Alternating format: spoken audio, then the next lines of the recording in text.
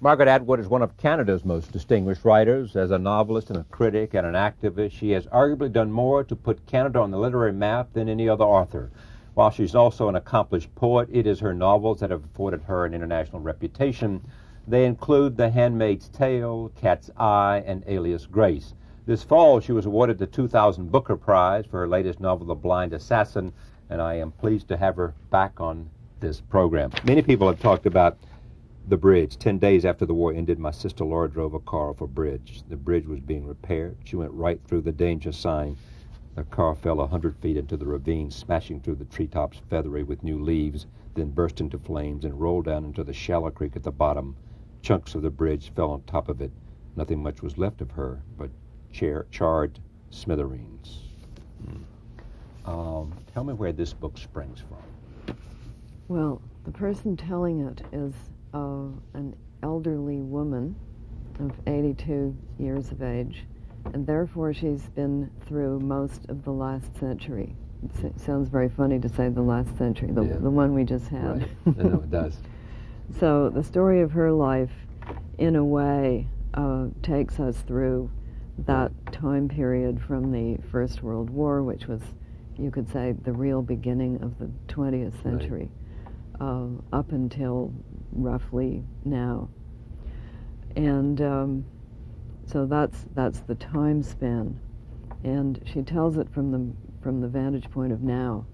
And she's going back and opening up a few locked trunks in her past that she's never opened up before. So she's telling the story of her sister who went off this bridge in 1945. And we hear about why the sister went off the bridge.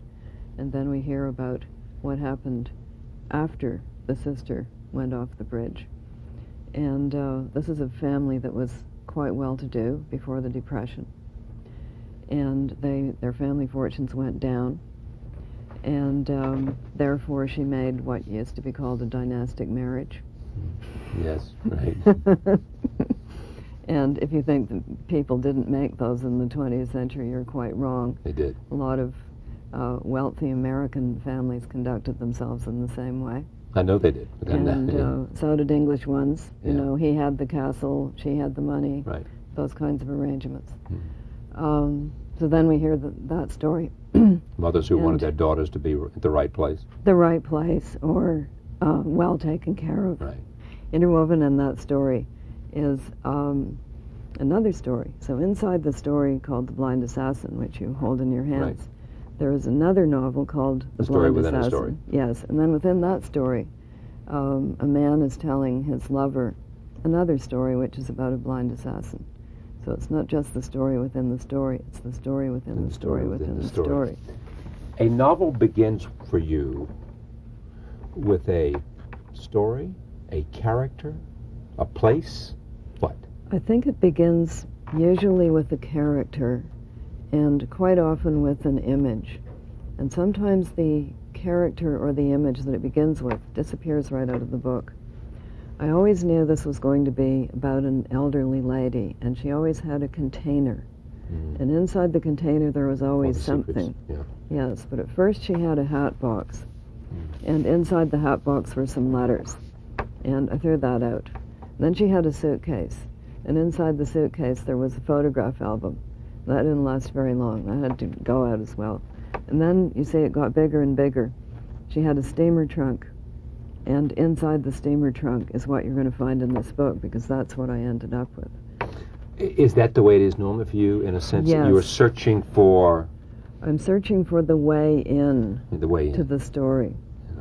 Yeah. And, for instance, in Robber Bride, there was once a ceramic ashtray. Yeah. And that disappeared, but it turned into a vase. Yeah. So that's in the book now. In The Handmaid's Tale, I began it with the hanging scene, right at the beginning of the book. That moved all the way back towards the back of it. So things rearrange. It's almost like rearranging. Do you rearrange them after you finish? I mean, you finish your narrative and then go back? No, not at all. Or do you might get a quarter way into your story and then figure throw it out all out. That this really belongs at the end and not at the beginning? I might get a quarter way in and throw that out, or just think, this is not working, it goes in a drawer. Yeah. What's the hardest part for you? I mean, I can imagine what's easiest for you. I can imagine from your gifts is that the sentence structure, all of that is easy for you, and character is easy for you. Well, I think the hardest part is beginning. Beginning. And convincing yourself that this is actually going to go forward. A tale worth telling. Or that you have the stamina to keep at it. You know, I think that is really the hard part is, am I really going to do this day after day for the foreseeable future? And is that a weighing of whether it interests me enough? Is this something I'm prepared to invest energy, time, a piece of my life? No, I think you would call it terror. Or possibly... Terror meaning, what's the fear, though? The fear... The fear is that you will do it and it won't work. That's the fear. In the end, it won't work. That it won't work in the end. Do you fear failure? Everyone fears failure. It hangs over all of us. Of course. And no matter how many books you write, no matter how many times they tell you how good you are, and no matter how many poems they love, and no matter how many stories that are powerful that you know you have done, you never feel that like you would think a smart athlete would feel. You know. A smart athlete always feels terror. It's ones that aren't smart that don't feel that, because every game is a new game, every race is a new race, and every blank page is a new blank page. And the unexpected is always there. The unexpected is always there, and one of the unexpecteds is that you just may not be able to think of what comes next. Do you really, you worry about that? You might get there and I can't take it any further. That's right. That's happened. Really? Of course. Yes, Have you abandoned a book halfway through? Oh, several. More than halfway. Man, that would kill me then. I mean, you know, you get halfway through, you've spent a year or two? Oh, yes. Yes, that has certainly happened. They go off to book limbo, and they live in a drawer. Yeah, right. But maybe they come back as a merge form somewhere, or they maybe come back as a chapter, or they might come back as a short story, or they might come back as a sentence. As a sentence, yeah. All that 2 years becomes a sentence. I'm afraid so. Yeah. But so, and how do you? Is it an agonizing decision to say, I've got no ending. I don't know where this goes, and it doesn't go anywhere that I think is worthy of going. It's like, and I'm sure you've never had this happen in your entire life, but maybe a long time ago when you were young, you went out. A long time ago when I was young, right? Okay, a very short period of time. A long time ago when I was young. Yes, you may have been seeing quite a lot of some young lady. Right. But you may have come to the point where you sat down and you said, this isn't going anywhere. Right. It's fun, but it's not going anywhere. Assuming you had some it may not even have been fun. Well, I would have abandoned it long before then if it wasn't fun. Then you're not a writer. No, that's true. Well, let's explore that for a moment. I mean, you're not a writer, meaning that... We'll go on with things that aren't fun for quite a while until we realize they're not going anywhere. Yeah. And when you look back, are there any lessons to be learned, or is it simply trial and error? It's trial and error. I mean, in other words, the fact that, you know what I'm saying. Yeah. Sometimes it's the wrong foot. Yeah. And sometimes it's the wrong voice. And sometimes it's the wrong time period. For instance, Alias Grace, which is the one before this, I started it in the third person. And I got about 100 pages into that. And then I was on a very fast train going to Paris. And two things happened at once. Number one, I got a terrible migraine headache. Number two, I realized I had to throw out that 100 pages. Jeez. Because it wasn't working. I couldn't tell it that way. I had to go back to the beginning, start again, and tell it from her point of view. Is the fact that you are recognized for the talent that you are, does that create a level of expectation that makes it even more difficult for you? Well, I think it makes me into a great big blimp. That people want to shoot darts at to see if I'll pop. Show me a vulnerability, and they go, yeah, exactly right. No, that's true. Yeah, and it's sort of a challenge, you know. It's I'm the giant and somebody else wants to play Jack. Yeah, exactly right. You know. So there is that kind of thing, and we all know, I mean, I review books myself, we all know that if it's a new, promising writer, we think, oh, let's help them along. Yeah. Unless we're really vicious sadists, which some do exist, but usually you think, let's help them along. This is an up-and-coming talent. Yeah. But if it's a great big old person like me... Yeah. What makes her interesting is you might stumble. Oh, it's always fun to see a person in a big fur coat slip on a banana peel. But it wouldn't be fun to see a small, tiny person in a coat with holes in it slip on a banana exactly peel. right. It's not the same. No. What is it that you have gained that makes it easier? Is there anything? I mean, what is the sheer value of experience? Well, I know how to run a book tour better than I used to. Oh, God, don't tell me. Yeah. Right. So I know that a little bit better, but there again, the unexpected can always happen. Yeah. Do you enjoy the book tour? Do you enjoy this process? Yeah, I enjoy them a lot more than I used to because I know what to expect, and I know certain little things for making it run more easily. Like what? Like what? I travel with power bars. Ah. Or even for energy. Or Luna bars are even better. Yeah. That's a commercial. I like Luna bars. Yeah. You keep them in your bag. I always find power bars taste like chalk. They do. That's I shouldn't have said that. Never mind. Chalk something. Yeah, anyway. right. But nonetheless, when you are stuck without having had any lunch, Yeah. or you get back to the hotel room, it's really late at night, you can't face room service, you already know it's in the mini bar, Right. you don't eat that. If you have a power bar, it'll get you through the night. Yes, it will. If there's hunger pang, at least we'll take care of that. When you start this book, I mean, I want to talk more about Iris Chase and whether she's based on anybody you know, that kind of thing. I mean, where do you find the characters?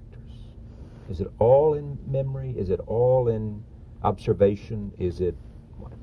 Well, the places are usually real. The people are usually pastiche.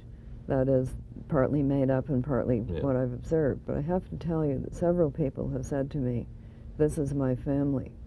And I have said, "You must be joking." And they have said, "No." Now, why is that? And I have said, "Even Bad Richard." And they say, "I can take you to the club and introduce you to 4 Richards tonight." Or and I say, "Even Bad Winifred." And they say, "She's my aunt." So when you write a character that has some credibility, there will be a lot of people who will recognize that character, not because you know the same people they know, but because you've said something about human types or human nature. Yeah, okay, but let me talk about that. That's a fascinating idea. What it is the notion of the power of the novelist's gift. Yes. Is to write characters that resonate in other people's experiences. That's a very succinct way of putting it. Yeah. Can you say it better? No. But it is true. But you say yes, and therefore it becomes meaningful, because the incisiveness of your observation through the description of the character, or through the life of the character, or the emotion of the character, somehow touches somebody's, and therefore it makes it a rich read for a reader. Well, or they want to go with the story wherever it's going. They become involved enough with it so that they want to go through to the end. Because let's face it, many more books are sold than are read. Absolutely. In a world, from a world point of view. So what you really are trying to do is write books that people will actually finish. Is most of your experience secondhand, i.e. reading, film? Is most of my experience secondhand in terms of reading, because you read so much? You know, most of everybody's experience these days is secondhand in that way, in that they see a lot of television, right? They see a lot of movies, they look at a lot of magazines, they read a lot of newspapers, but that is our window, those are our windows on the world. So you could say an astronomer's experience is secondhand because he's only looking at the stars through a telescope. Right. It's still his experience. It's his experience of looking. Mm-hmm. So, on the other hand, you can't have lived this long, namely as long as I have lived, right, without having had some first-hand experiences. Can you carry, from these experiences and from these observations, from what you look and see and absorb, and can you carry, are there plots circling around all the time? In other words, have I got something on my mind? Well, let me ask it in terms of personal reference. Throughout what I do is never far from the life I live. because it is always a sense of somehow there is something inside of me that says that's a great story. That's worth creating. If creating a television program is an act of creation, doing something with. So every day, everything I see or do is fodder for. It's very immediate. Yeah. Yes. The thing about writing a book is, by the time you've written it, and by the time it's been edited, and by the time it's been printed and turned into a book, you're already far away from it. Yeah. So there's always a divide, a certain divide between the person who has written it and the thing that other people are then reading. You're never right there. It's not like being an actor in a theater. Right. An actor in a theater, they do their acting and they get an immediate feedback from it. Right. The feedback As that you does the get athlete. yeah, exactly. It's right there. It's immediate. Now, there are pleasures to that. It's right there. Yeah. And there are risks to that. If you fall on your face, everybody can see it. Yeah. And you're right there for them to see you doing it. Just think about this. Somewhere all over Canada and the United States, there are people, because this has gotten so much attention, and they're just people who are, who are taking this and spending very, very, very satisfying hours with, in a sense, with you. Well, by that time, it's not with me anymore. It's with the book. And it is their experience with the book. That's right. It's their experience with the book. Otherwise, Mr. Shakespeare would still have to be alive. Yeah. Do you worry about the future of books? I don't worry nearly so much about the future of books as other people seem to, because I've heard it all before. Really? In other words, you go through this it's a cyclical kind of cycle. Everybody says end of the book. Nobody will read anymore. Television means the end of the book. Movies mean the end of the novel. Books. So and so and so Computers forth. mean the end of the books. Not true. Because we are always in love with a story. Because that has been true before there were books and before there was a printing press. Yes. The idea of story has always been the most satisfying sort of experience. Well, it seems to be a built-in part of being human. Yeah. We seem to be hardwired for stories. Yeah, that's true. That's true. Writing character, easy for you? Not always. Yeah. No, nothing is easy for me always. There are always parts where you feel this is not going well. Yeah. This has to be done a different way. Yeah. And I write a lot of drafts. I go through it a lot of times. Who do you show it to? Don't show it to anybody until it's finished. And the reason for that is that I show it to somebody and I'm doing it. Number one, I'll lose energy. Because they'll say, what happens next? And like a fool, I will tell them instead of writing it. Right. And number two, what if they don't like it? It might stop me. And how can they know anyway? And you should pursue with some purity your own vision. That too. Yeah. Yes. In other words, you shouldn't be contaminated by somebody else's, because if you start worrying about that kind of resonation, then I'll stop. You contaminate your work, yeah. Well, I don't think of other people as a contamination. No, well, it could be. I mean, I think so. In other words, you can't be. You got to be true to your own drive. Yeah. Well, what would my choices be? Okay, if I were going to show it to somebody, I would never show it to somebody in my family, because people in your family should be there to say, have some tea. They shouldn't be there to say, this is rotten. You've got to rewrite this chapter. You always are writing about the social and cultural life within the time that you are writing. Yes. It's always a character in your books. Yes. Right? It's true. Does journalism interest you at all? I've done it. Does it interest you? Does it interest me as something to do? Yeah, to write nonfiction. Yes. I write for newspapers. Oh, you do? Every once in a while. Just commentary, essays? Commentary, usually. Yeah, usually commentary. Sometimes I do reviews, but sometimes I just do comment pieces. And usually they have a political hook to them, but they're usually about the arts. Yeah. The relationship of politics to art. You got it. In other words, amount of government support, or amount of government censorship, or amount of government meddling, or All those. Yeah, I've done all of those things. Your own politics. What are your own politics? My own politics are probably fairly indescribable. Really? But let me take a crack at them. I feel that I represent the politics of common sense. But on the other hand, my idea of common sense is other people's idea of bad behavior. So what does that mean? Well, let's see. Where shall we begin? Pick a topic. Human rights. Human rights. Okay. To me, human rights are about all human beings. And when people say, are you a feminist? I say, feminism is part of human rights. Right. Or let us say equality. Right. Proper treatment of women is part of... Yeah. Don't say of course. A lot of people wouldn't agree with you.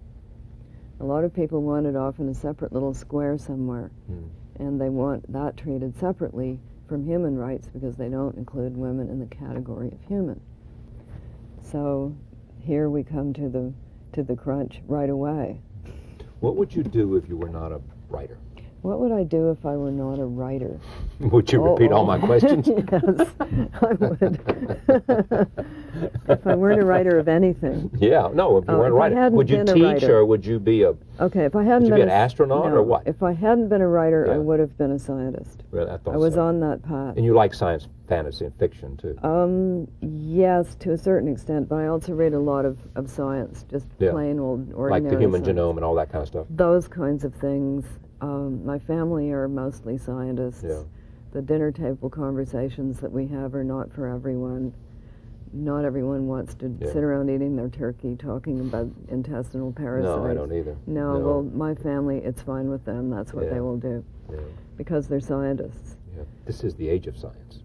To a certain extent, but I think a lot of science is either misunderstood or people just tune it out because they don't understand it. No, I think it's the age of science because of the potential of science today. I mean, I think that the technology, the human genome, the mapping of the human genome was possible. Yeah. When they set out to do that, many people thought it wasn't possible. It'd take too long, wouldn't happen in 10 years. It happened much faster because of the access to supercomputers. And also, a lot of people usually are working on the same problem at the same time. And it's their combined efforts that get these spectacular results. Yeah, and at the same time, it's part of the problem in that there's such a competition among scientists that they never combine their efforts. That's true of some, but others work in teams. They actually work in international teams, and they publish their papers, and other scientists can... Tell me one thing you've always wanted to do that you haven't done. Oh, that would get embarrassing. Well, let us say, I will never be a ballet dancer. Yeah, but alas. You would have loved to have been able to have been a ballerina. Without doing the work, sure. Yeah. If I didn't have to do anybody the work. who has the commitment that you have to the quality of writing you do would have had the requisite commitment but not to be good. You may not have had the necessarily requisite talent. You got it. And similarly, I will never be an opera singer. Too bad. Yeah, but there are many opera singers who say, I could never write this well. Possibly, but I think my point is that a lot of things you think you might like to have done, you actually were not equipped to do. Yeah. Do you think, as I think about me, and how lucky you are to have found the thing that you should have been doing? I think I was exceptionally lucky, and I found it at a very early age. Yeah. So I did not spend years wondering Spending what around to do. trying to find out what it is that the match between gift and yourself and what you're interest. doing, which a lot of people, in fact, never find. But it meant that although I had a lot of odd jobs, I always knew that my real job was something else, namely the writing. So I had those odd jobs in order to support the writing. You're well on the way to another novel?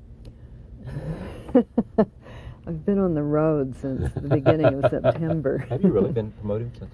Well, the United States, Canada, Britain, Ireland, Sweden, Germany, Frankfurt Book Fair. Now, where is it selling well? all of those places. All of those places? Sells yeah. well in England, Britain? Very well. Yeah. No, Yes, very well. Do you notice differences where this book resonates in certain places and not at other places, Well, no matter how much you promote it, no matter how many good reviews you get? People will read it differently. But in fact, in all of the countries that I've mentioned, I already had quite a big readership. Yeah. And the book has gone very well in well, the those Booker countries. Prize says something. It certainly was an interesting moment. Well, I'll tell you, the interesting moment was when the man said, 3 times a bridesmaid, now a bride. And I thought, who's the groom? Who is the blind assassin? Well, now, I would never ever tell you such a thing as that. I didn't think so. Because there are several choices. Yeah, but you can't blame me for asking. Yeah, can you? the story within the book is a science fiction fantasy that the man is telling the woman to keep her interested in him. Men have a way of doing that. And it concerns a fictitious society in which there is a blind assassin. Somebody thought, oh, well, she's just making this up. But in fact, I got that bit of it, that children go blind from weaving carpets. I got it out of none other than the National Geographic. Is that right? Yeah. That they go blind? Yeah, I've very watched children weave carpets. Where was it? In Egypt. Yeah, well, the very, very young ones. Actually, a child's eyes are not fully developed until they're about 6. And if they're doing that very, very close work with their tiny, weeny little fingers, it really seriously affects their eyes. Well, Margaret Atwood, The Blind Assassin, Booker Prize 2000 winner. I'm pleased to have you here. Please come back. And I'm pleased to be here. Thank you. Thank you for joining us. See you next time.